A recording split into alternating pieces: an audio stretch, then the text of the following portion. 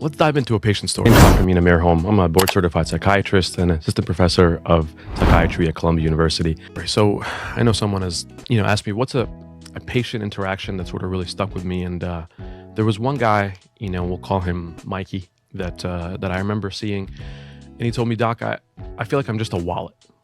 And I said, "What do you mean?" He said, "I'm married, I have children, I have a good relationship with my kids, but I feel like if I wasn't here, what they would miss is the paycheck.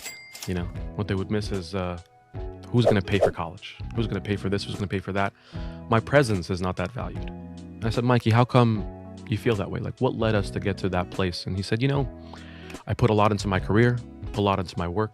I try to really be present there, try to provide. I give my family the best of everything. Because when I was growing up, I didn't have that. I didn't have the best of things. I really struggled with a lot. I wanted to make sure that my daughters never wanted for anything." When we really thought about it, I said, well, what about the relationship though? They have great purses. They have beautiful, beautiful purses. And they have great things that are provided for them in their college.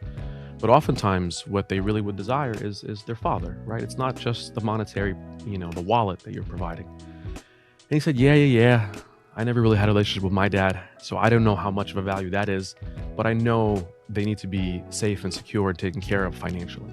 And over the course of that year, things got so dark for Mikey that he said, there was a time where I was sitting there in the bathroom just ready to go. I said, "Ready to go where? Where you going, Mikey?" He said, "I was, I didn't think I needed to be here anymore. I didn't think, I set them up with insurance policies and things like that they wouldn't have to worry financially. And I was making a plan actually for that to be my last day here."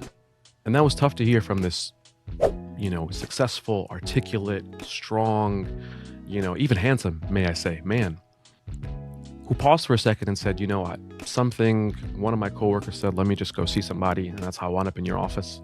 I said, "Well, I'm glad you're in my office and not, in that same bathroom floor." And the more we got to talking, the more we got to unpack a little bit of his relationship with his dad.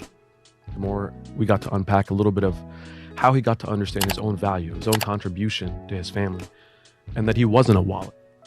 And being able to see Mikey go from there to a year later, his involvement with his family, involvement with his kids, in his kids' lives, and realizing internally, nothing changed outside. It wasn't his wife was the same as she's always been. His kids were kind of the same as they always were.